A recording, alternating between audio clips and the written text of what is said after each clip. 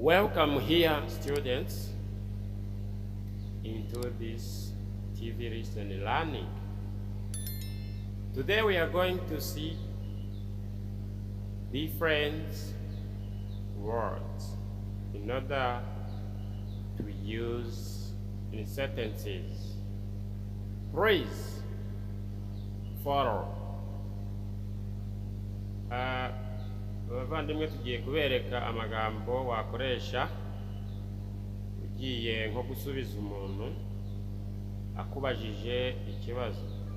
Yose reka turebe aho ahuriye. Ese ni kimwe? Ese niba ari kimwe asubizwa hehe? Ni hehe akurikizwa? Let's continue. Have you ever seen this word? Warigeze ubona ayo magambo? Here we have yes, sure, absolutely, of course, yeah, yup, I do, all right, etc. Somebody can ask you question, do you speak English? Do you speak English confidently? Do you speak English very well? Do you speak English fluently? Hano rero mbibutse yuko abari kukubaza ese uzi kuvuga icyongereza rwose nta rwikekwe nta ndakemwa, uzi kukivuga neza, uzi kukivuga nk'umwuga, by'umwuga, mbese udategwa. Aya magambo rero niyo yose ahuriye kuri iyo nteruro. Ushobora kuvuga ngo yes or sure, absolutely, of course, yeah, yup, I do, all right. Yes, you can choose what you need to use that what.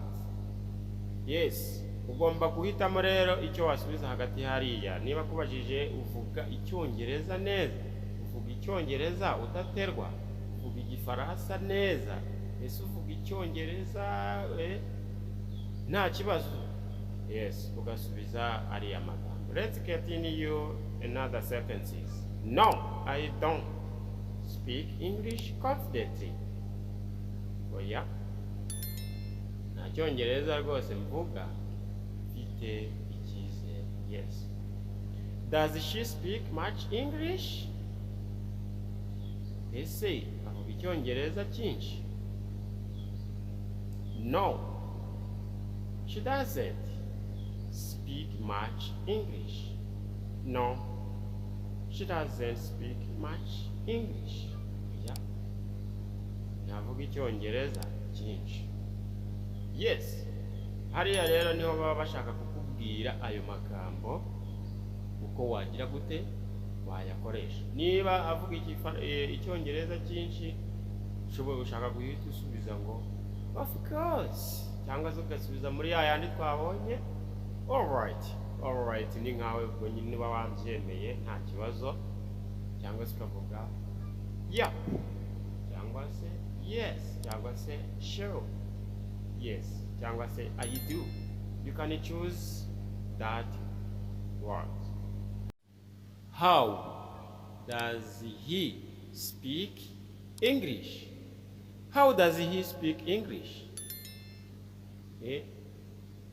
Ni gute avuga icyongereza? Ni gute avuga icyongereza? Yes, ibuke ko hariya impamvu twavuze does, twongeraho akajambo s, ni uko ari ku muvugo wa gatatu bwe. Ariko dukoresheje izindi subject tukavuga ngo ni gute tuvuga icyongereza. Iriya hii turayisimbuza tugashyiramo we. Kavuga ngo how do we speak English? Ni gute tuvuga icyongereza? Yes, for example. None hanyuma naba nkuvuzeho wowe ubwawe ngavuga ni how or you speak English. How or you speak English? How do you speak English like that? How do you speak English? Confidently, fluently, very well. How? Ubwo ni nk'aba kubajije ni gute uvuga icyongereza, ukivuga udaterwa, ukivuga ukekeranya, ukivuga neza cyangwa se ukivuga gakeya, gute ukivuga. Yes, you can reply someone who asks you that question. Yes, let's continue. He speaks a little English. He speaks a little English. Urabona ko hariya yavuze ngo avuga icyongereza gake. Gake. A few cyangwa se a little. Yes, you can use a little. Avuga icyongereza gake. Iyo avuga icyongereza cyinshi rero wavuga ngo he speaks much. He speaks much English. He speaks much English. Yes. Do you have a car? Do you have a car? Ufite imodoka? Ufite imodoka? Ushobora kujurisha nayo amagambo nanone twavuze ukavuga ngo of course, cyangwa ukavuga ngo yeah, cyangwa ukavuga ngo absolutely. Ubwo ni nkaho uba wemeye ko ufite imodoka. Wavuga ko uyifite ukavuga mu nteruro irambuye ukavuga ngo yes, I have a car. Yes, I have a car. Ariko impamvu twashyizeho turiya tujambo dutoya ni uburyo bwo kugira ngo ubashe kuzuza neza wihuta, ufite confidence, wumva udaterwa, wumva ko ibyo uvuze byose nta kintu kibangamiyemo. Yes, niyo mpamvu rero wakishubije ngo yes, cyangwa se ukavuga ngo yeah. Ubwo ushatse kuzuza yindi nyine bavuga ngo yeah, I have it. Yego rwose ndayifite. Cyangwa se ukavuga ngo absolutely. Cyangwa se ukavuga ngo of course. Yes, of course. Ayo magambo yose urayazi. Ndakeka ko umuntu akubajije utazi buri cyo uvuga.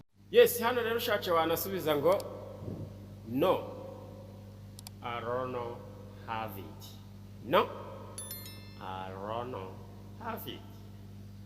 Ubwo ni nkaho wakavuze ngo no, I don't have it. No, I don't have it. Do you have money? No, I don't have it. Do you have a car? No, I don't have it. Do you have a computer? No, I don't have it. Do you have a wife? No, I don't have her. Wabyumvishe ukuntu wasubiza hagati aho ngaho? Ni ukuvuga ngo habaye yahakanye ko ntacyo afite. Niyo mpamvu izo ari ingero nyinshi wakwifashisha. Ushobora kuzi wawe nkavuga ni I need a chair from your home. Nyeneye intebe iturutse iwawe. Do you have a chair? Neho ukavuga ati no, I don't have it. Cyangwa se ukavuga ngo no, I don't have a chair. Iriya it iba yasimbuye icyo kintu. iyo chair. Yes, niyo mpamvu uvuga ati oya nayo mfite. May you help me that shoes, wamfasha kwa ziriya nkweto. Uvuga ati I don't help you that my shoes, ntabwo nshobora kugufasha kwa ziriya nkweto zawe. May you lend me that pen. I don't. I swear to God, I will never lend you my shoes. Ubwo ni nkaho kubwiye ngo rwose ndakurahiye ntabwo bizigera bibaho ko ngutiza inkweto zanjye. Yes. Let's continue. Do you have a wife? Do you have a wife? Ntabwo bavuga ngo do you have a wife, ugomba kuzurishamo iriya a yuzuzwa ku kintu kibarika. Hariya iyo twashyizemo iriya a, ahantu hose uzajya uyibona uzajya umenya ko ibyo bintu bibarika byabashwa kubarika. Niyo mpamvu twavuze ngo do you have a wife? Do you have a wife? Do you have a wife? Ese ufite umugore? Ese ufite umugore? Sure. Urabona ko ka kajambo kaje gasubiza sure. Cyatse bavuga ngo absolutely I have a heart. Cyatse ukavuga ngo yes I have a heart. Cyatse ukareba n'akandi ukavuga yeah I have a heart. Yes. Ntabwo wavuga ngo yes I have a wife. Yego nabyo byakunda, ariko iriya ni insimburazina tuba twagize gute kwifashishije kugira ngo interuro yacu igende neza mu buryo tuvugamo icyongereza. Yes, nibyo. Niyo mpamvu hano yavuze ngo do you have a wife? Do you have a wife? Do you have a family? Do you have a family? Do you have a wife? Do you have a brother? Do you have anything? Yes, you can ask. Thank you very much.